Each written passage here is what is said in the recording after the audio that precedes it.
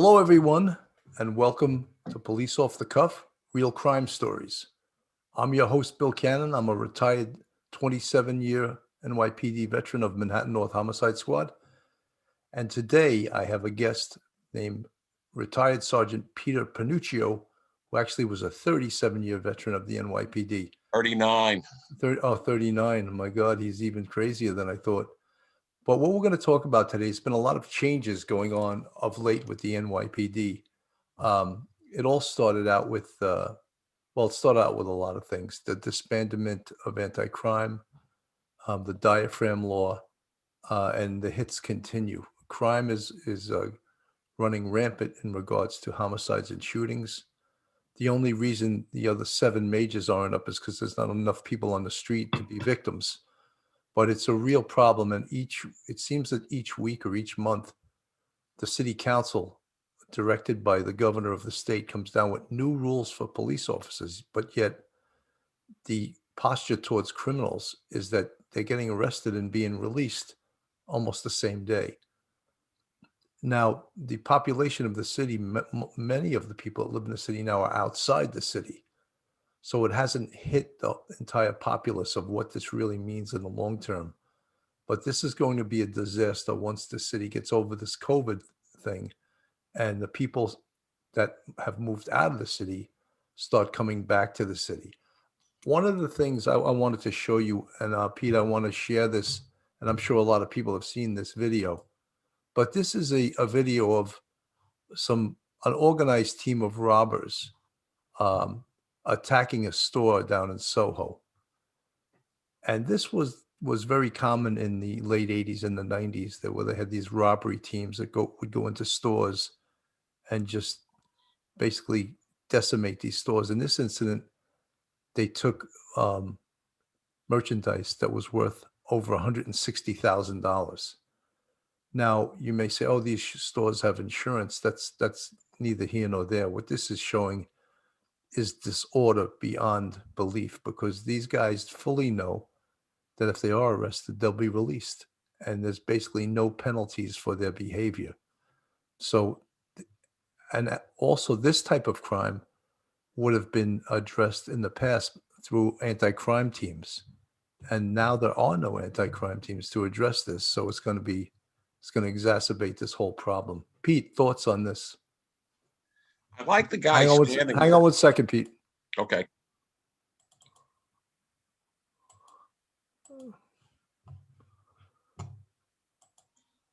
Okay, I'm sorry. Conor McGregor in working security there. That would be an improvement on the situation when he's knocking people out.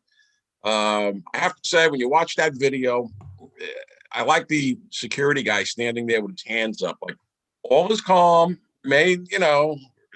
Please remain calm.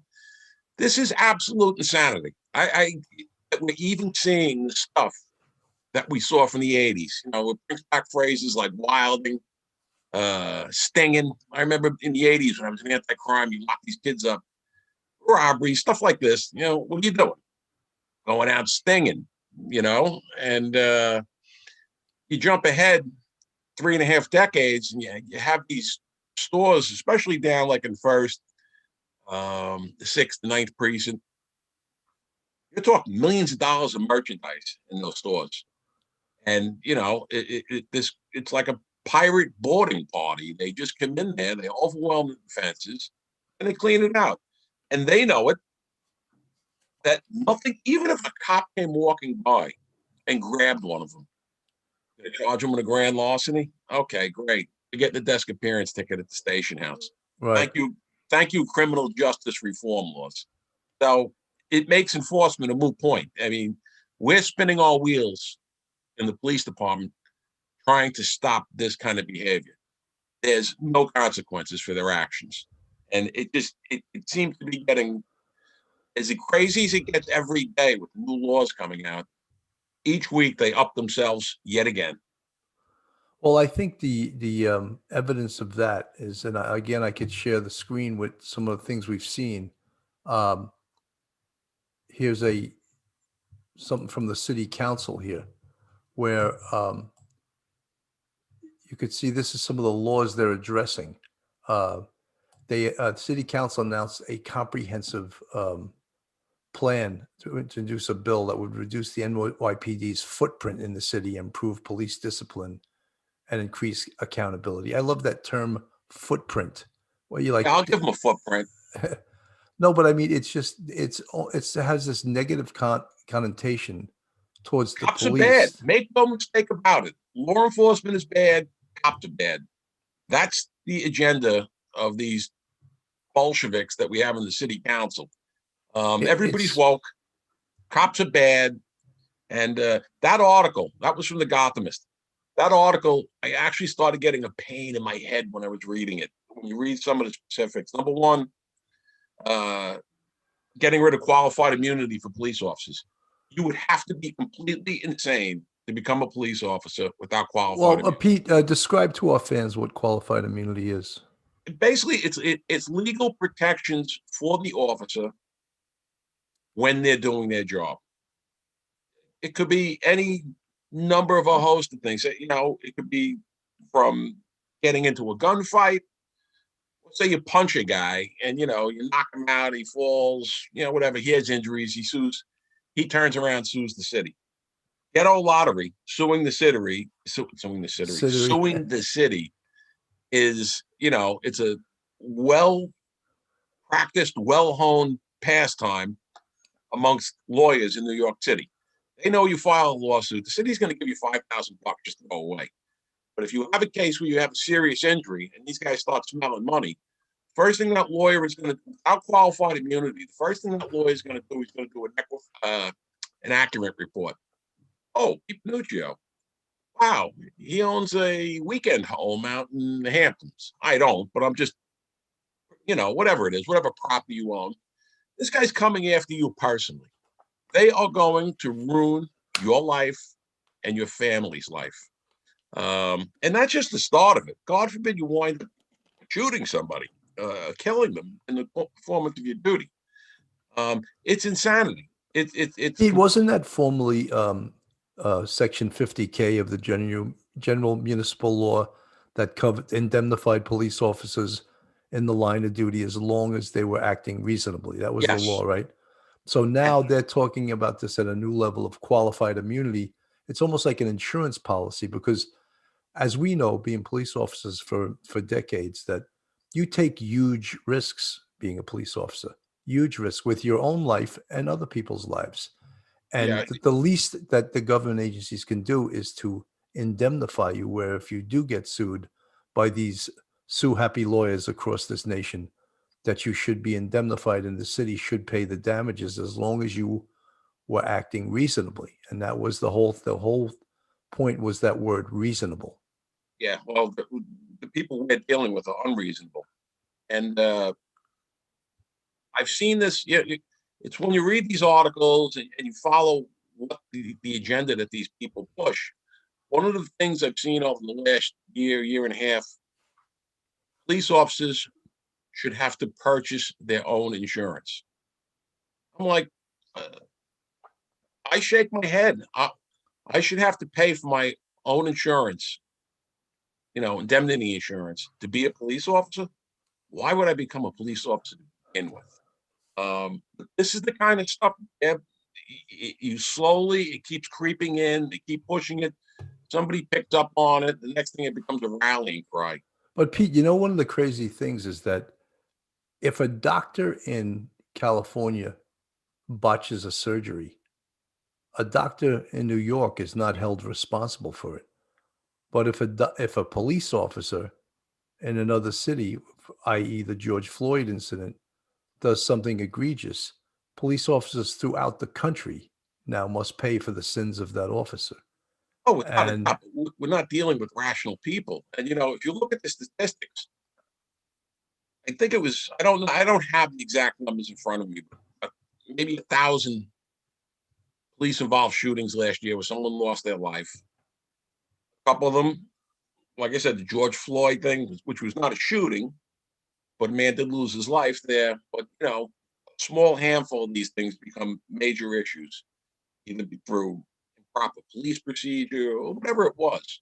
We're talking a small handful, maybe a dozen at top. and they just dominate the news cycle for weeks on end. You're talking about this, even with the total number of shootings. How many people are killed by doctors every year due to malpractice? Right. You're Probably talking hundreds probably of, thousands. I think it's well over 100,000 people. I think it's an astronomical number. Yet let's focus on, the face of government per se, which is the police officer. Let's carry on about that instead. It's crazy because, police officers are put into situations where they're under extreme duress, yet society expects 100% correct response. And what is the correct response when you're being shot at? I mean, if you mention the uh, uh, uh, case, the Breonna Taylor case, for example, they were serving a warrant and they were shot at and they returned fire, and all of a sudden she became a cause celeb for the entire nation. That Oh yeah, you know, but when you look at the details of what went on in that case, I'm not talking about an angel here. She's involved with drug dealers for years, and in 2016, they found the body in the trunk of a car that she had rented for her boyfriend. Now, that can be problematic, when people find stiffs in your trunk. That tends to, especially guys like us, we tend to look a little askance at that. But she hadn't been a nurse since that time when she got fired. And you think you're talking about Mother Teresa here? She no, was running well, with the a press dangerous crew of people. the press is also responsible for reporting false information, which they do with such regularity, as that I think, you But could Bill, say that journalism is dead in this country. oh, it's gone. Here's a case in point. Last week in Times Square, some jackass is out dancing in the middle of Times Square, and the cops come walking up to him. Like, yo, get out of the street. And this guy pulled his car off. And specific, I guess he was looking for his TikTok moment. I don't know. But as he's walking back to the car, the cop sees a 45 caliber handgun, which is a big ass gun, in his waistband. And this is all recorded on the body cams. And you see this guy, he winds up taking that gun out. And he didn't aim it at the cops. He didn't shoot at the cops. Thank God. The cops got him on the ground. He was arrested. And, that was the end of it. Good job done by these cops. The point being, that went bad in less than a second. That's how long a cop has to decide before he uses his firearm. Those actions, that maybe that whole engagement would have taken 2-3 seconds between the first shot and the time this guy went down, will be investigated ad infinitum by lawyers, by investigators, by the media for months on end. The cop has about a second, maybe, to make that decision. And, the cop, say he did have to fire his weapon, and he fires off 2 shots. One hits the curb, one goes flying down 7th Avenue and nails a hot dog vendor on 38th Street and 7th. Guess what? Without qualified immunity, you're done. Yeah, you're That's getting great. You sued. shot the bad guy Absolutely. who's shooting at you. And the other thing is that I don't know what race that guy was that pulled the gun on the cops or had the 45 in his waistband, but the cops can also be accused of implicit bias if he's the wrong race, and which is another outrageous thing that It, the it, academics have invented. I don't know. When we stuck to common sense policing, we didn't have these issues. Okay. When you see a guy dancing in the street, I don't care if you're white, black, or Hispanic. I don't care if you're from Mars. Yo, jackass, get out of the street. All right. That's my job. My job as a police officer on a foot post in Times Square. Pete, I don't think you read the memo, because now CCRB, the acronym is not FADE, it's FADO. And you just violated one of the premises of precepts of CCRB. The O now stands for offensive language. And I was so offended by you saying that word. Now you're going to lose 3 days for that. Excuse me, sir. Please take your vaudeville act off of Broadway and take it into the theater where it belongs. No, but Pete, one of the things that people don't understand that write up these rules, say, for policing, is that your voice sometimes and using profanity can save your life and Without a doubt, de-escalate a situation. without So a doubt. now an officer has to worry about maybe he used some words that CCRB investigators would be offended by. Just unbelievable. Yeah, it's when you look at the people that work and see, I got it. I was never really big into Twitter and any of that stuff until recently. And what really grinding my gears on May 4th, a couple of years ago, the Star Wars community always does this thing, may the fourth be with you, and all this crap. These clowns down at CCRB, a bunch of 20 somethings, put out this flyer that says, may the fourth be with you. Like it's, if you feel you've been subjected to unreasonable search and seizure, violating your Fourth Amendment rights, please contact CCRB. The whole point was they were making a joke of it. Yeah. I fired back a comment at them on Twitter. And, the trolls that dwell there immediately start attacking me. And then, just as an aside, I said, and by the way, as long as you got plenty of time to stand around and pose for your Star Wars posters, how about you take the American flag and hang it properly instead of being thrown on top of a file cabinet? Right. That was it. That was it. Every troll, every little freak jumped on me. I mean, just nonstop. And, some bad language, but what I could do with my American flag. And, this is a city office. Pete, I want to bring up some of the new rules. This is the can you see the disciplinary system? Yeah, the Matrix. Yes, this is the disciplinary matrix, and it seems that let's see if we can go down to stop, question, and frisk, and even cause stops. But it's a 54-page document, and over here, I guess I just passed by it. It explains the new acronym. The new acronym. The new acronym is excessive force, abuse of authority, discourtesy, and offensive language, known as FADO. And all of those will be investigated by CCRB.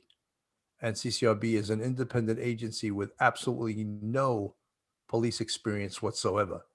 So I don't know what their investigators, what their backgrounds are going to be, but they're going to be the police experts that are going to be there, ready, willing, and able to take days from cops. Yeah, basically what it is you need a college degree. And most of the people that are hired, they're hired directly out of college. They are quote unquote investigators. Okay. They couldn't find themselves in a phone booth, but they're now judging you based on your actions. Right. And, for most of these people, a bad day for them is when the L train isn't running out to Bushwick or whatever, Right. And I'm like, it's absolute. I'm glad I don't go down there and, that I'm retired. I'm glad I hadn't been down there in quite a few years because I would really, I would have a problem with these people investigating me. And Beto, yeah, I would be using some bad language with them. I really don't care anymore. But here's some of the statutes that conviction of conduct prescribed by new state law or analogous statute of another state or federal law that is classified as a felony. Well, that was and always has been termination if you were convicted as that. But what we're concerned is for example, a stop, maybe making a stop, question, and frisk, and them saying maybe, or here's a big one, the use of excessive force. What is excessive force in regards to the situation where the force is being used? And will someone who's a CCRB investigator be qualified to make that call, make that decision? Well, I don't know what gives them, because you don't really even know. I mean, who overlooks what goes on in CCRB? If you had an ombudsman looking at CCRB, you say it was an experienced police officer, he would tread these people. Their judgments, their definitions of what constitutes anything. It's a sad looking crew down there. Let me put it to you that way. Of people that get offended about just about everything. So I don't know. And what's happened now with this matrix and the city council, the way they're changing, we're giving these people tremendous power over the police officers now to make their lives miserable. I couldn't have operated in this environment that we're in now. No, I couldn't have Um, either. There's no no, way. But Pete, you know me, what amazes me about this whole thing is that there is almost zero pushback from the brass of the police department. In fact, Shea, who I like Commissioner Shea, but he welcomed this discipline matrix. Now, is he just saying that to keep his job, or does he really believe this? I find this to be horrendous. When you're talking about they're going to just take 3 days from a cop for cursing at somebody, how do you welcome that? Is that is that going to make a more professional force? I don't know. And I don't know no, if people that aren't police understand that. I'm not just saying cops should be allowed to curse at people for no reason. But in the heat of a, say, deadly force situation or fight situation, surely using that kind of language shouldn't result without a doubt. in losing days. And in this particular set, I mean, he's ceding a tremendous amount of his power to enforce discipline in the PD. He's giving it to people that are outside the department. You know, if you look at some of the stuff that's with the reduce the footprint initiative that's going on, why even have a police commissioner anymore? I mean, that's it seems to be that they just want to strip this guy. Well, Pete, going right along with that is now the community is going to have a say in appointing the commanding officer of their precinct.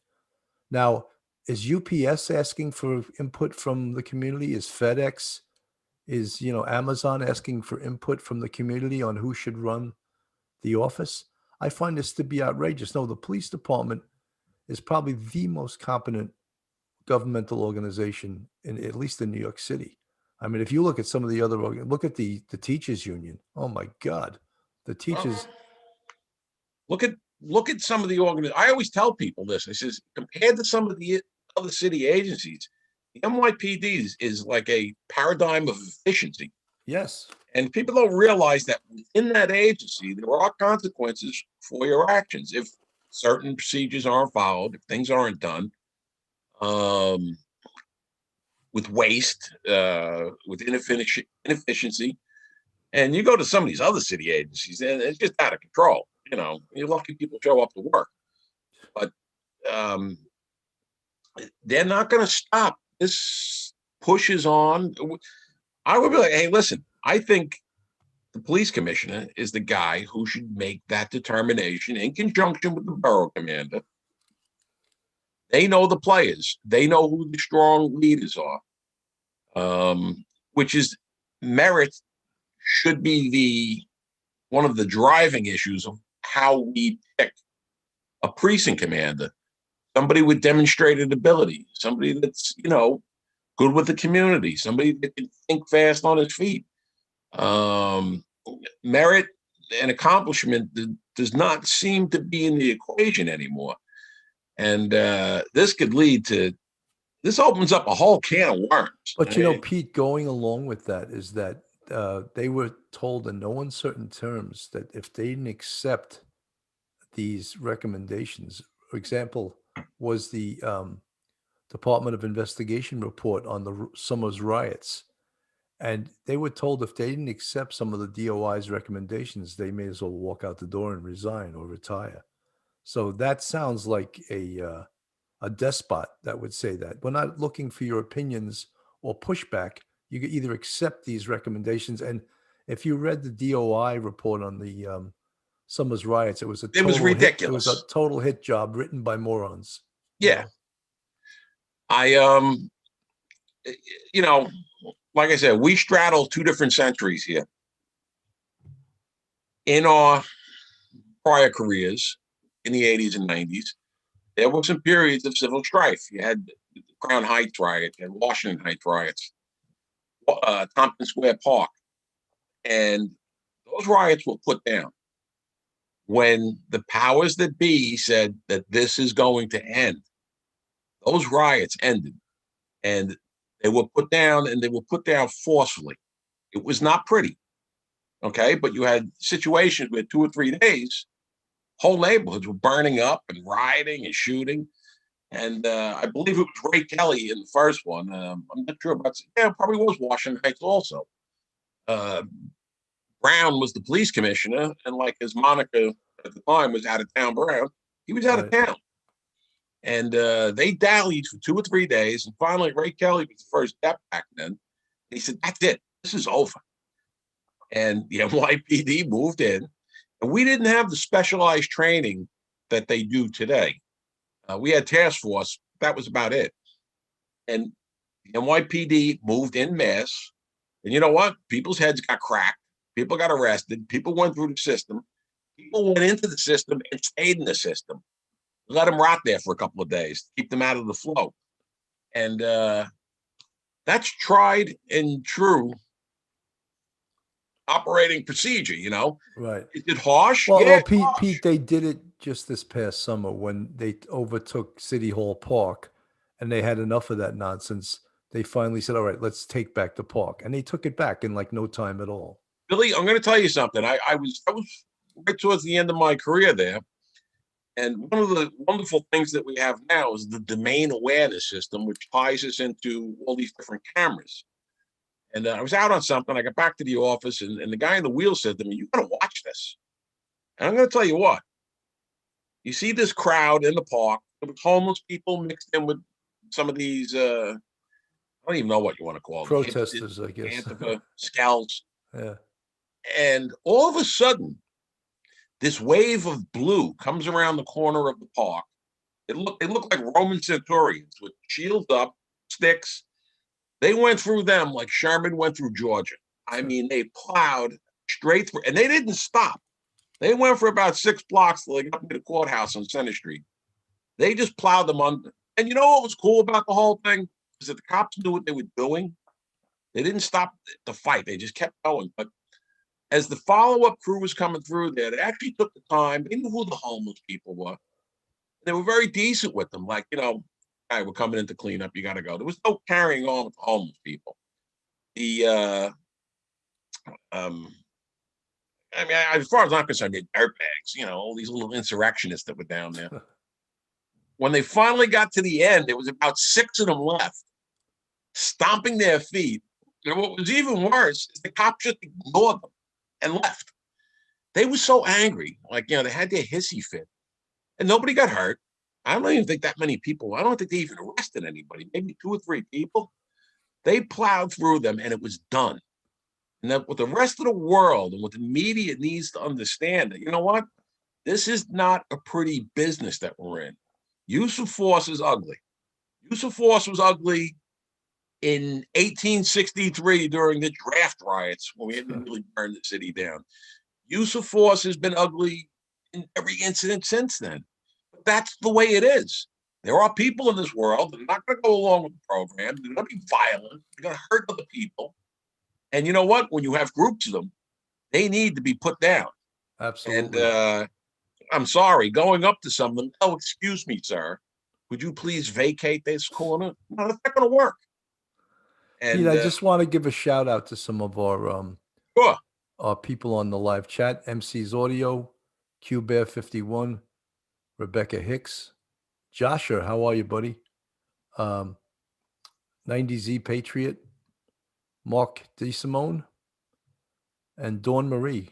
Thank you guys for listening. And, this is a big problem in New York City. I just want to bring up something also, Pete, that and uh, get your opinion. Look at her. Look at this right here. oh God, She is talking about reducing, not just reducing, but getting rid of the police footprint in New York City. That to totally actually get rid of the police. I just don't know where she went to school, where she learned that, and where she thinks that. I'm sorry, this is all getting messed up there. But she actually is recommending that the police. And here's another one. John Jay College did a research project on how to reduce violence without the police. Again, where are these people? here's their agenda here. They introduce what their points are, framing the agenda, major strategies, and some of the things that they recommend are things like crime prevention through environmental design, building parks, green spaces, lighting, of course, bringing more money into the neighborhood, giving people money for doing nothing, youth programs, which I agree with. That's a good way to get the kids off the street and get them involved in something else. Um, Gun control, but the gun control was specifically designed to control people that legally obtain guns. Yes. Maybe they don't understand that the people that are shooting each other get illegal guns, you know.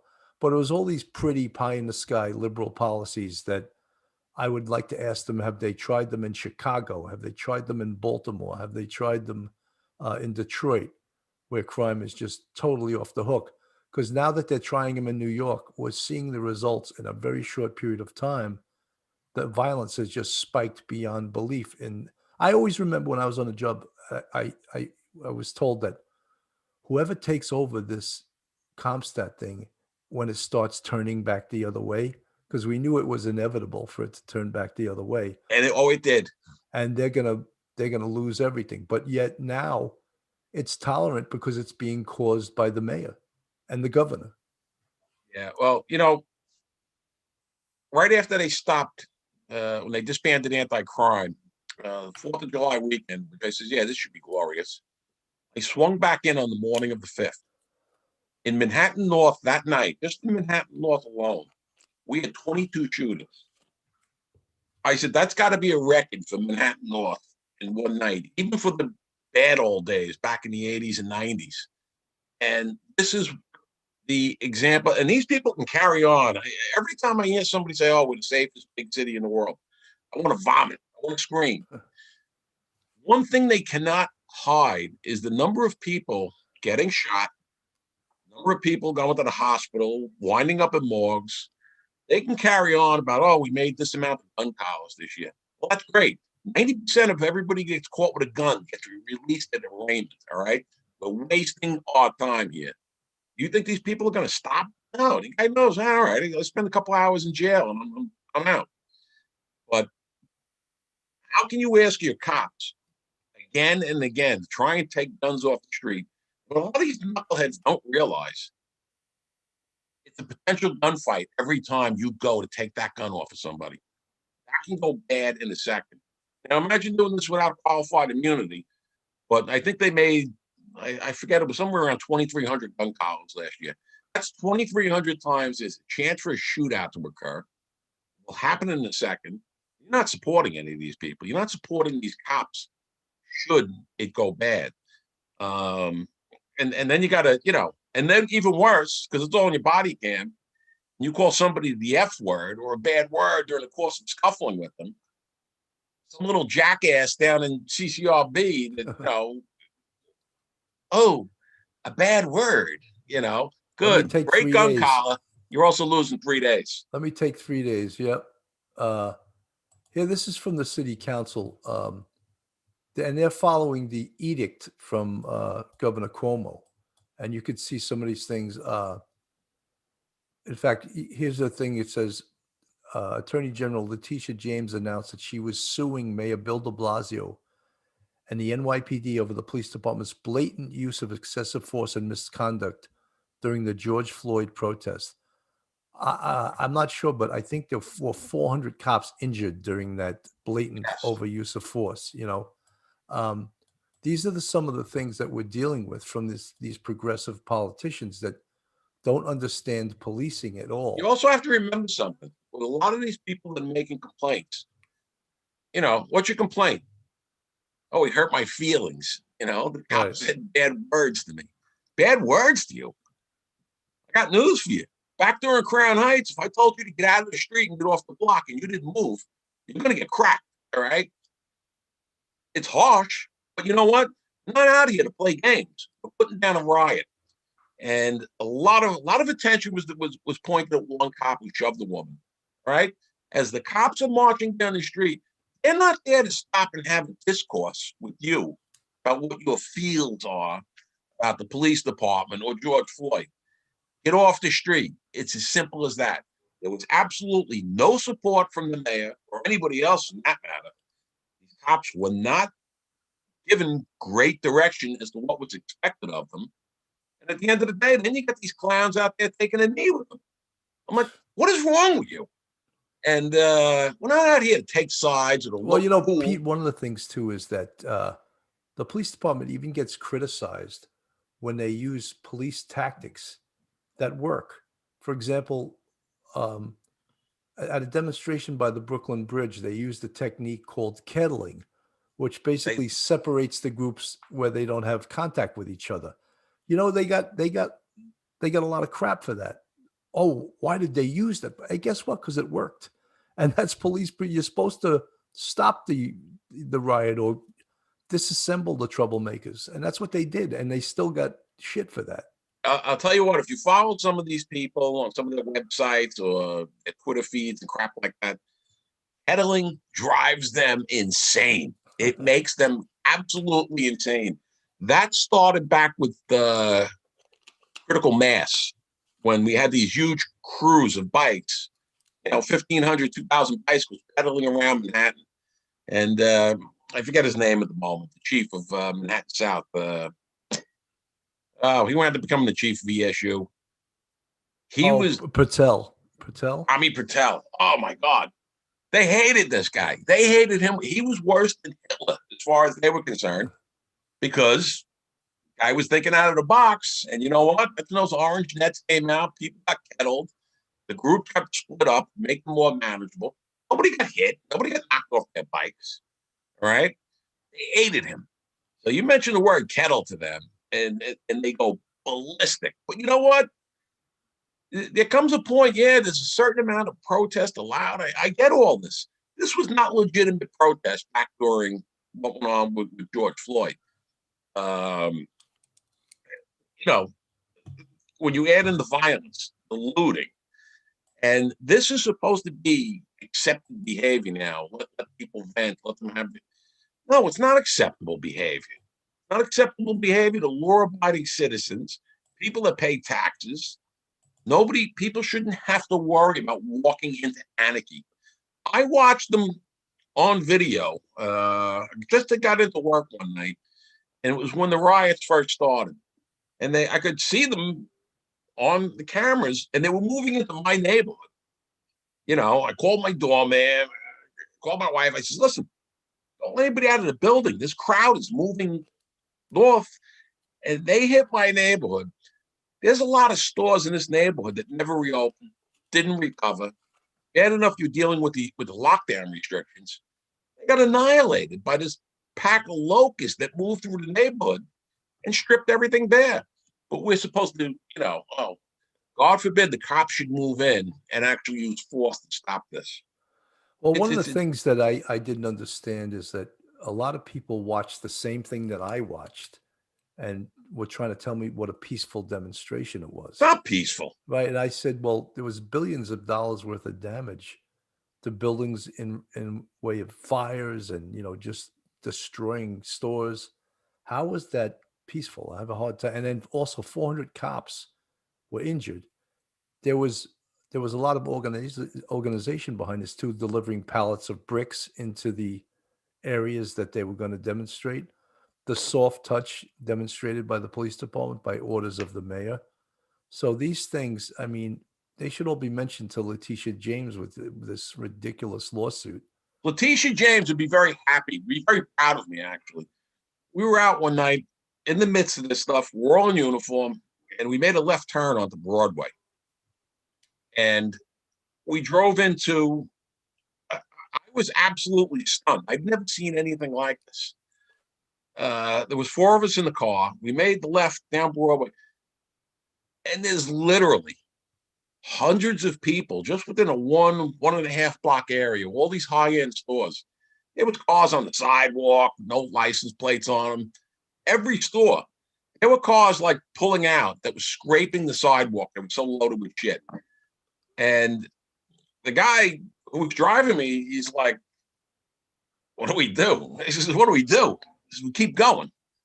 I says, what are we going to do? 4 of us I said, there's got to be 500 people on this one block. Okay. We made sure that, as it turns out, the department had details of cops that were moving across town with each block. But as soon as they hit one block, they just took off and went, a couple of blocks further east or further west. I'd never seen anything like that. And nobody, we drove into it. They knew exactly who we were. And they were like, hey, what's up, bro? No consequence. Pete, one of the things I wanted to touch upon, and I feel you for that stuff. Those stories are horrendous, what became of a police department.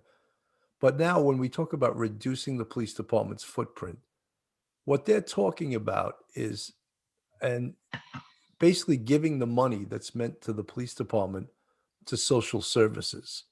And they talk about these violence interrupters, which are social workers that will go and intervene in disputes between groups, say gangs. I don't think they fully understand that itself is a pretty dangerous job, to go and be an intermediary between two violent gangs. Another thing that they want to have the police department not do any longer is responding to EDPs, Oh boy. which is emotionally disturbed persons, for you non-police personnel. Also, one of the most dangerous jobs a police officer can go on.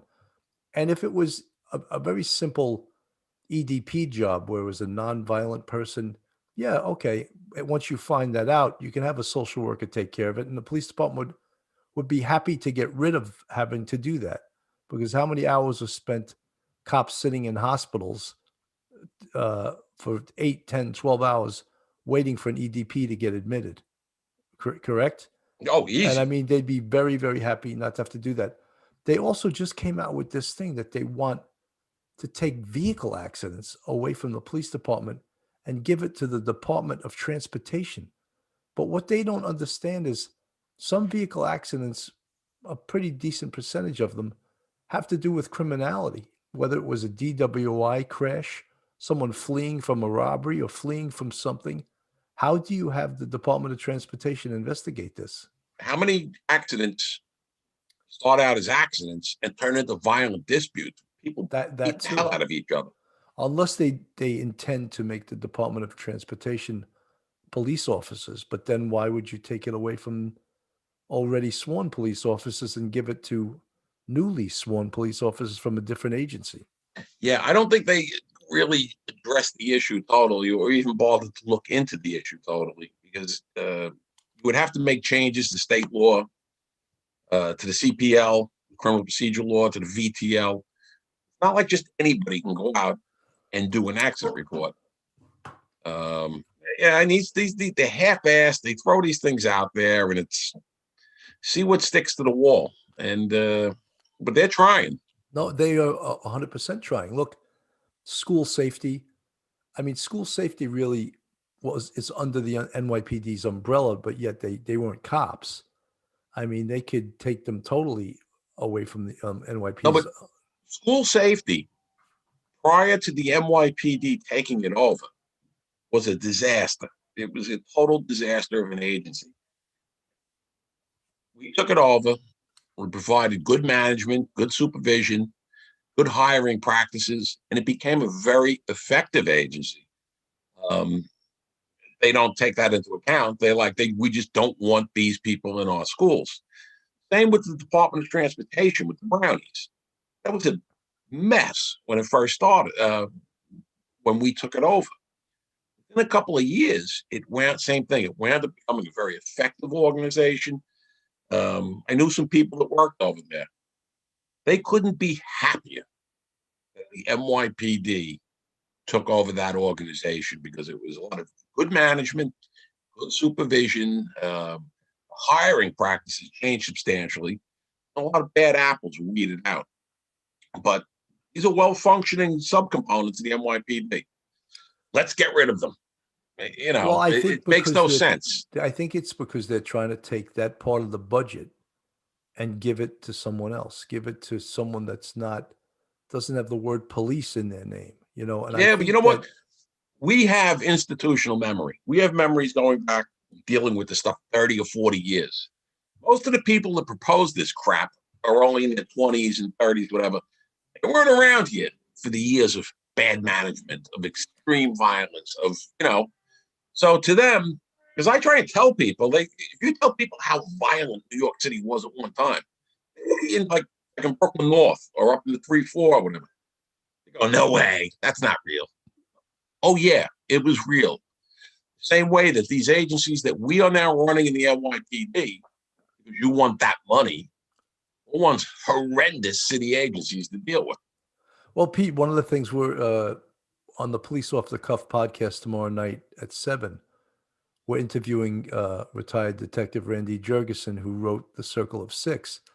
And I was looking through the notes in the book. In 1972, the 2-3, 2-5, 2-8, and the 3-2 had 500 murders. Just those 4 precincts. Yep. In fact, they had like 85 to 90% of all the murders in Manhattan. So could you imagine 4 precincts having 500 murders today? But, the big thing, and I just want to comment about this, is that they're showing a reduction in crime in the 7 majors in 2020. But one of the biggest reasons for that is because half the population or more left to New York City. So they weren't around to become crime victims or to make police reports. One of the things that was a staggering statistic that came out probably in the fall, several 100,000 change of address forms were filed with the post office. A lot of them in neighborhoods where people could afford to leave. So a lot of these people are gone. So, your target rich environment and the fact that you have the lockdowns, that's going to lower the numbers.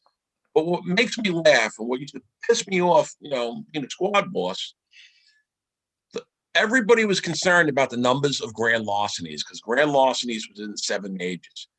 If you could drive grand larcenies down, then that overall 7 majors number comes down and they can crow, oh, we've had a crime reduction.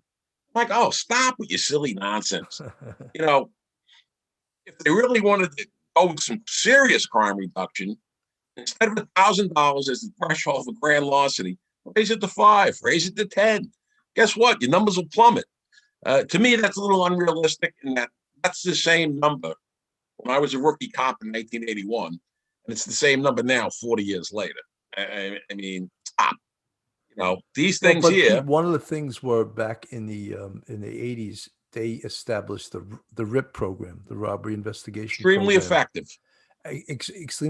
Extremely effective. But the other thing was the criteria for your precinct to get a RIP back then was you had to get over 100 robberies a month. Yes. And if you didn't get that, you didn't get a RIP unit. You may be able to designate a couple of detectives in your squad to investigate robberies. But I was in a 2-4 RIP first. We had 12 detectives. And then I got transferred to the 2-3, and we also had 12 detectives and a sergeant just investigating robberies. And as robberies went down in number, they started pulling detectives out of the RIP units. Next thing you know, didn't have their own boss assigned to RIP. Then they made it RAM, Robbery Apprehension Module. Then it became BRAM, Burglaries and Robberies, because they did such a good job and dropped the robberies down. The number of robberies in New York City is when these RIP units started, the number of robberies was staggering. There's a ballpark about 100, 120,000 robberies a year. That's a lot of violence. That's a lot of victims.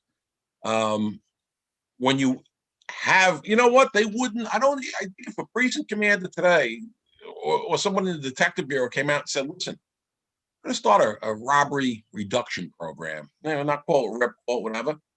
The social justice warriors would be all over it. They're targeting people who do robberies. I mean, that's the level of insanity we're at now. Well, it's just they also intend on bringing in these outside agencies to teach New York police officers, to train them in things like implicit bias, to train them. I missed that one. No, but they're actually going to do this. Oh, they're doing it. Someone was championing this on LinkedIn last week, and I ripped into the guy. Saying, you got to be kidding me with this crap, They had a program they instituted about a year and a half, 2 years ago. It was 1 day for cops, detectives, sergeants, and it was 2 days for captains and above. You had to go out to the police academy and listen to some guy, from retired from the Colorado State Highway Patrol, lecture you about implicit bias in urban policing. Hey, guy, do I tell you about moose? Do me a favor, take a hike. They were hunting me I hope down. that everyone gave the guy a hard time. I just Oh, do. I knew some people that went. I told them right out. I says, I'm not going. And they're like, well, you have to go. Well, I'm not going. Simple as that. I said, I'm not going out there to listen to this nonsense. And they're like, oh, you're going to get a complaint. I said, complaint? I got 39 years on the job. How many days do you want? I says, you know what? If we do it again next year, I'll save the days for you to take them from me next year too. I says, I'm not going to listen to this nonsense. I'm done. I'm finished. I'm done. I'm not listening to this crap. And people were, they were forced to go. And pretty much everybody that came back said, yeah, it was like the equivalent of a root canal. Well, you know what kills me with this whole thing is that how was it determined nationally, not just in New York City, nationally, that police departments needed an overhaul? Why was it the field of law enforcement? Why wasn't it the field of government in itself? Like what, for example, why isn't there a commission studying what Congress does or what the Senate does? Like to me, they are the most egregious waste of money in this country.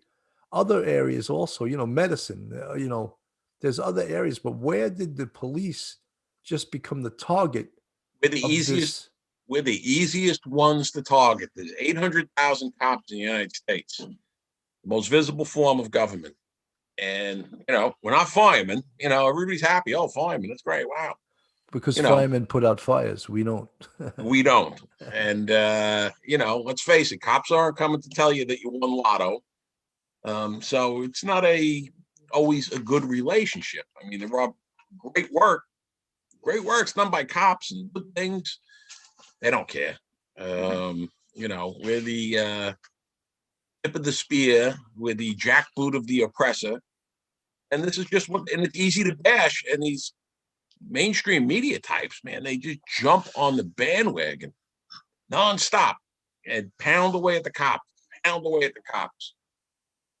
That's why I'm retired. I'm done. Well, I like you were touching upon it before. I wonder how they still get cops to conduct stop, question, and frisk in the search of guns. I don't know how they get them to do that, but they're still doing it because the police commissioner said there were more gun collars made in the last 3 or 4 months than in the previous years. Yeah, well, what they have now is I think they started like an anti-crime light unit, so to speak. I would not volunteer to do it. I would not let my cops do it. We saw with the vilification going on. Now the job wants you to go back out there because now all of a sudden they realize, Jesus, all these bodies are piling up. Yeah, because everybody's carrying guns. What is wrong with you? This is Pete, common you froze sense. up. But after going after the cops so hard, now you want to start this team to go out and down. I wouldn't do it. And you know me. I like running around. I like doing police work. I loved it. I would have to say at this stage of the game, if they came to me, I said, no, I'm not doing this. Because you're putting my cops in a dangerous position. You're talking about taking guns. Every one of those encounters has a potential for a fatal shootout. And you people, along with the DAs, I mean, we're locking these people up and cutting them loose. But should a shootout occur, myself, police officers working for me, we're going to be vilified. Wouldn't do it. And Well, just imagine these days too. You have cops have a body-worn video on the left side of their chest. They got video cameras all over the place watching them. They have street video, right? They got the public out there watching them like they've never done before. And now they want more watch guards, more safeguards, more people going after them. And it's just like, I really feel so bad for the cops that are coming on right now. I'd just like to also add, in the last few months, 2,500 cops retired. And yeah, it's a 25% increase from last year. So what you're going to be left with is a force of mostly people with under 10 years on the job, no which is an senior experience inexperienced to guide them. force. Yeah. An inexperienced force, a force that doesn't have the direction of its senior members, which that was the key to the NYPD. The senior guys taught the newer guys. They're losing all of that experience, but yet they don't want the experience. They want to have new jacks that they can mold the way they Easily want them mold. molded. Yeah.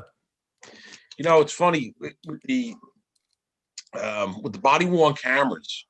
We heard about this for years. Oh, we need body worn cameras. We need body worn cameras. Okay, everybody gets body worn cameras. Now all of a sudden, the world is getting a taste that, you know what? People act like animals. They're nasty. They're carrying on. We catch them in their worst moments. Now all of a sudden, it's like maybe we need to scale back these body Well, you worn know what it is? The cameras. body cameras have just shown that the cops are right 95% of the time. Absolutely. You I'll tell know, you what, it's probably a greater percentage than that. And the cops are out there, they're doing their job properly. But now all of a sudden you're seeing in the flesh what these cops are dealing with. Then you have some of these different groups saying, well, these videos shouldn't be released to the public and this and that. No, now you don't like it. Now the shoe is on the other foot and you don't like it. You know what? Too bad. well, Pete, you know what I just wanted to touch upon too, because to me it's one of the most egregious decisions that has occurred in the last couple of years in policing, and that's the diaphragm law, which I find to be so horrendously outrageous that for our people listening that don't know what it is, it basically, if a cop puts his knee in the back of a suspect during the arrest to get him cuffed, he can actually be arrested and charged with a misdemeanor if it's perceived that it was unnecessary. They can charge him with an assault too. Well, here's a little personal story with that one. I retired July 31st. On August 1st, I'm not going to name his name, a certain city council member was having a rally out in Brooklyn. So on August 1st, I became a social justice warrior for cops. I go out to Brooklyn. I wait till this guy, he's having some kind of like responders, whatever little rally thing. I was breaking this guy's chops on Twitter, something fierce. There's another retired member of the service who also showed up with me, who lives in that city councilman's district, he's losing his mind dealing with this guy. So I walked up to him and I says, Councilman. He goes, hey, hi, how are you? I says, I'm Pete the cop. He goes, oh, he goes, wait a minute. He says, do me a favor. He says, let me finish up. He says, don't leave. I want to talk to you. He says, you really been breaking my balls. And I says, yeah, I'm not going to stop either. We wound up, and I give the guy credit in that we spent, myself, the other retired guy, we spent quite a bit of time talking to him. There's another councilman showed up who's always in the middle of all this nonsense with the anti-cop bills being sponsored by this lunatic. And I couldn't believe it. He talked for 10 minutes straight without drawing a breath. And everything with them is an umbrella situation. You know, we need to address global warming, this and that, blah, blah, boop, and, you know, equality and this. So finally I said, hey, guy, can I get a word in edgewise here? He goes, sure. I says, everything you just said is bullshit. I says, listen, I'm not talking. I said, I don't care about smog. I don't care about green this or green that. I says, I don't care. I says, you know what bothers me? I says, I retired yesterday. And I says, right now, I says, bodies are piling up. I says, tonight, some kid is going to get shot in the two-way precinct standing on the corner. I says, in Red Hook, some old man's going to be sitting in front of the Red Hook houses drinking a beer. He's going to catch around. Out in Brownsville, some old lady's going to get shot sitting in the living room. And I says, you know why that's happening? It's because of you. Whoa, me. I says, yeah, you. You and your nonsense. You and this other guy over here. You are the guys that sponsored this bill that are getting people killed. I says, cops getting killed, cops getting hurt. Innocent civilians getting slaughtered. I said, the only reason why the numbers aren't through the roof right now is because we're still in the midst of the lockdowns. I says, you own that. You and these other clowns on the city council, Corey Johnson. Eric Adams. I said, so all this crap that you're telling me, I says, it's nonsense. You guys could have said, he goes, well, the police department won't cooperate with us. I said, oh, come on, stop. You guys rammed this crap bill through. And he says, as long as that diaphragm section still included in that bill, cops got the message. They're taking a step back. They're not going to put their hands on people. And whether you like it or not, that's the way police work gets done. What do you think? People walking up to me and saying, oh, officer, here's this gun. You can have it. Don't work like that. I said, your head is planted so far up your ass, you cannot see sunlight. At which point, when I got done ranting and raving, he looks at his watch and he says, I have another meeting in 10 minutes. I'll see you. Yeah, he wanted to ran talk away. about global warming again, you know. That particular guy, what the funny thing was, is that the first councilman that was there, don't get me wrong, this guy's a hardcore lefty. After the other guy left, he said to me, now do you see what I'm dealing with? He says, was that rational, what he just carried on about? He says, even I get it. And he says, I'm a lefty. I get it. But he says, dealing with him, dealing with Corey Johnson. Corey Johnson. And he says, I'm going to tell you something. He says, yeah, my name is on the bill. He says, the shenanigans that went on before that bill was signed was incredible. Those changes were made the night before. Well, Pete, I talked to guys who work in the, the busy precincts in Manhattan and in Brooklyn. And what they say is that the community really doesn't want that law. They want the police there to do their job. And anything that comes between the police and doing their job, they're not for. So who are these city council members representing? I'll give you some hints. Park Slope, Bay Ridge, they're not in neighborhoods where bullets are whipping up and down the street every night either. I looked at, I says, I can't believe these people are actually in the city council and are embracing this and pushing this. And it's the usual suspects involved every time, but they're not going to change that law. And I've had one or two conversations with the other guy in particular since then. I'm like, what are we doing here? I says, you got to stop. And then it ties into the bigger, this one particular guy is going to face a serious challenge from his parts of his constituency. His neighborhood flipped over in the last 5-10 years, half hipster, half old school. And, he's pretty much made it clear which side he's standing on now in that time frame. But you know what? People aren't getting shot and murdered in your neighborhood. But this is what we're dealing with. And they think this is good government. So, okay. Pete, the overall thing, and I want to touch upon, this will be the last topic we touch upon. I think we've been speaking together for just about an hour right now. So this is about an hour and 3 minutes. This is going to be the last topic. And the whole reason for this, and just have your feelings upon it, is something called decarceration, which stands for basically emptying the jails and the prisons. And that is what the people in charge in New York City and a lot of other places across this country are trying to accomplish. And they will decarcerate, empty these prisons, because they do not care about the everyday John Q. citizen, John Q. taxpayer that's trying to go about his or her life without being accosted, robbed, being someone getting in your face at a Dunkin' Donuts demanding that you give money to them for opening the door for you, or in Citibank or in Chase when you go in to get your money. Homeless people all over the street. This is all from the same politicians. This whole idea, and in New York State, it's coming right from Andy Boy, the year-and-a-half Manhattan DA who got appointed to some big cabinet job by the Clintons. This guy's never worked a day in his life. That's a topic for a whole nother conversation. It is, but I don't like that Cuomo gets a pass in regards to New York City. He is responsible for a lot of the crap that's going on in New York City. Well, he was responsible for what happened in HUD in the early 90s, which led to the subprime meltdown in 2009.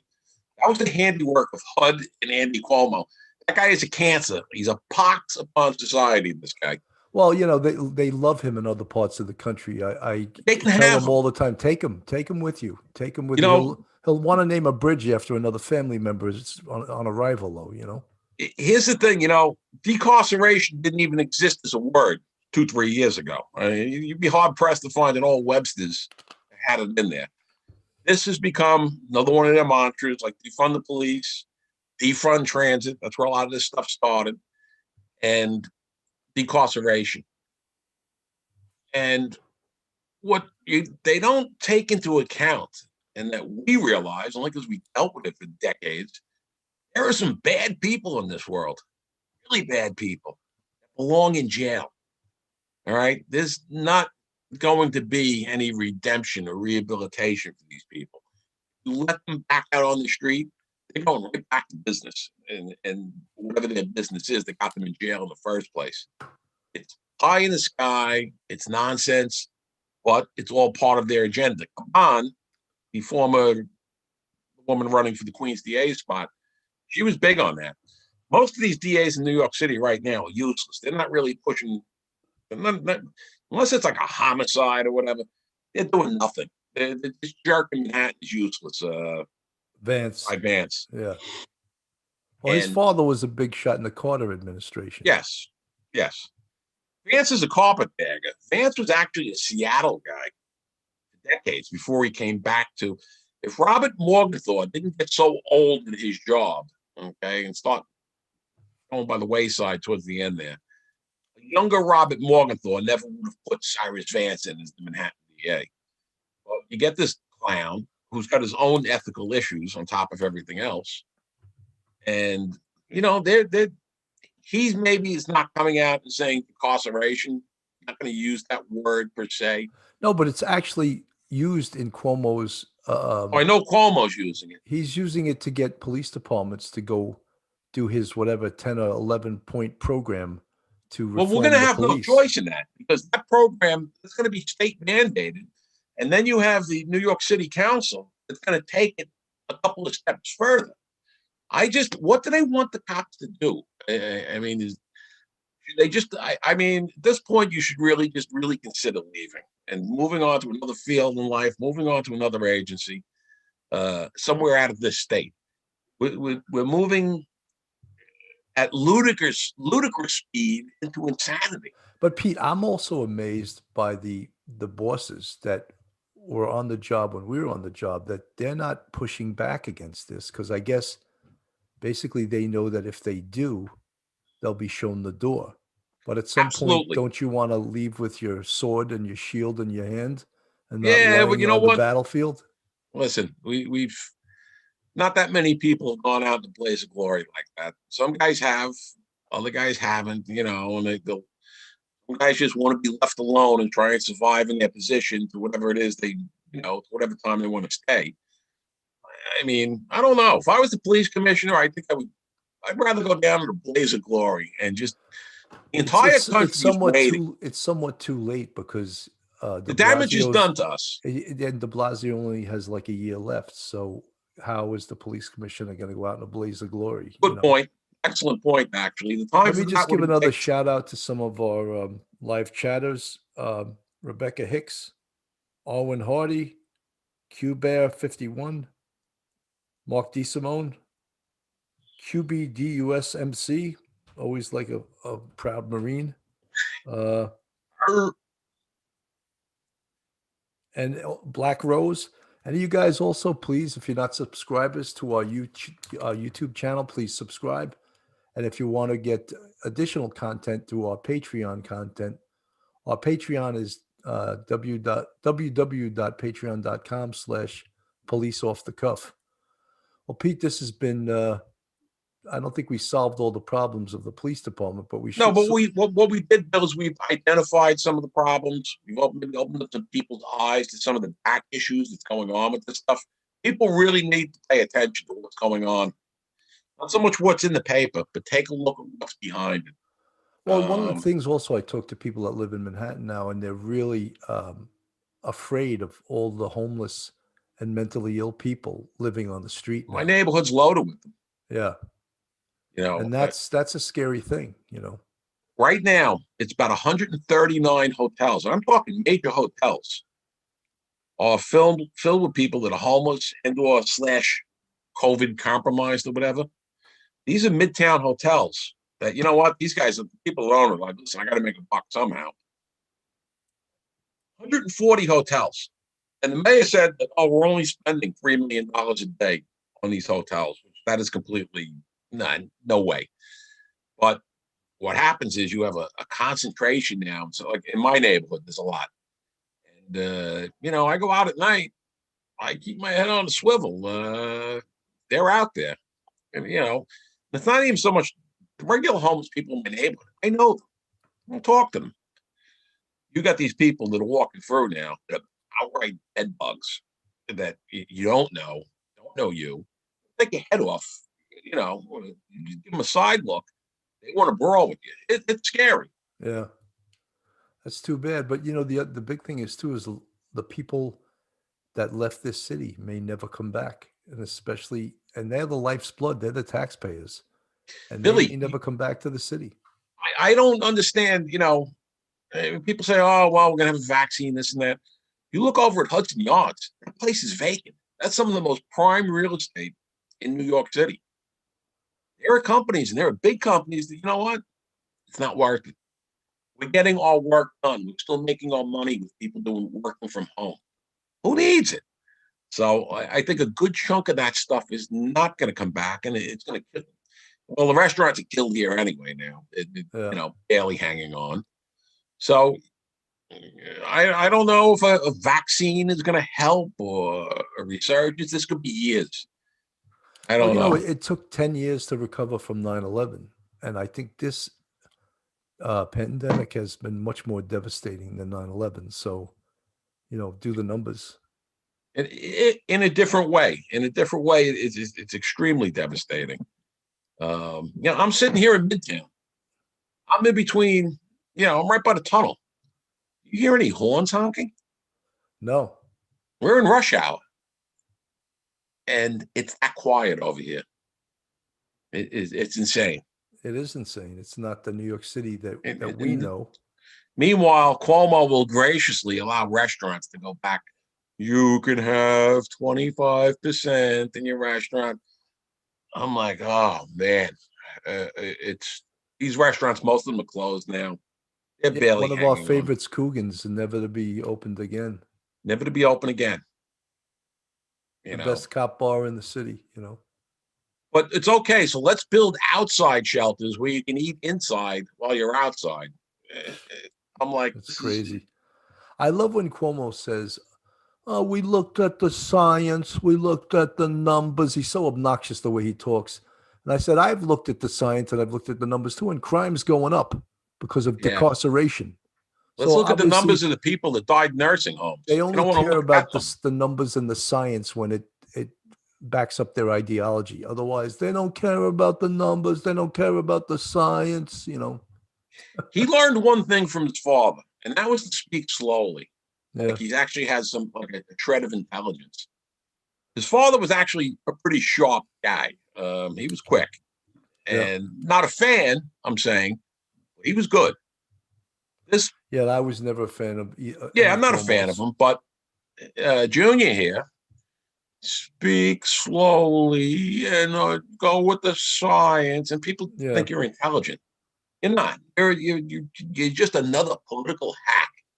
Yeah, and Pete, you know what? Just as long as we're ranting here, I cannot believe that retired police officers that were 9/11 first responders weren't pushed to the front of the list for this vaccine. It's like we don't even exist.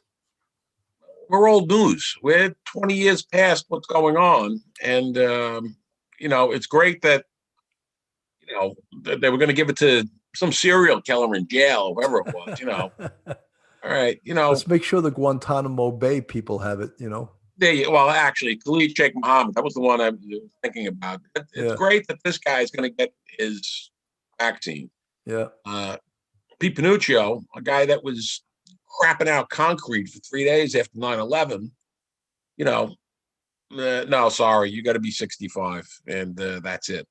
Never mind the fact that out of the thousands of 9/11 responders, cops, firemen, construction workers, every one of them is at a predisposition now to some of them, as you well know, and I know, some have died, some are sick. Every one of those people is predisposed now to some type of, you know, deadly illness. Other disease. Yeah, absolutely. And you know what? Who are you guys? What? Nothing. 9/11. In fact, they tried to disallow them from celebrating last year, not celebrating, but Yeah, with the memorializing it lights. downtown with the lights. And that group is way too powerful for Andy Boy. And Andy Boy got absolutely shredded with that when he he did. started that. I'd like to see him get shredded with other things that he does that are What was ridiculous. great about that, though, was the various unions.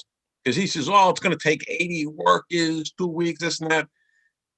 And these guys stepped right up to the bat, the electricians, construction guys. He says, we'll get that thing up in a day. And it'll be done. And it'll be done by volunteers. We're not looking for money. And I think Andy realized there, as did de Blasio, they're like, ooh, man, We really better take a touched the step sore back nerve because with this this is one. an unwinnable war. That's right, right? Yeah, that could have been bad. And they need that every now and then. He needs it more than every now and then. Anyway, we better start signing off here, Pete. You got any last words? No, just hope everybody's doing well out there and getting through this. You know, it's. I know a lot of people. We've had a few people pass away recently. Retired police officers from the 19th. Tony Maggio passed away January 28th from May he COVID. rest in peace. The stuff is out there, you know, but we need to be careful. Put your mask on, wash your hands, do what you got to do. But you also need to keep living your life and keep moving forward. You know, these are tough times. This is like a weird, I don't know. I just don't know. I never thought, you know, we would be in this type of world that we're in today. But you know, we'll make it through there eventually. We'll make I it hope through. so. Anyway, Pete, thank you so much for being a guest. Thank you, I'm sir. I'm Bill Cannon from Police Off the Cuff, Real Crime Stories, and thank you guys for listening. And we'll see you on the next one. Thanks, Pete. Be good, Bill.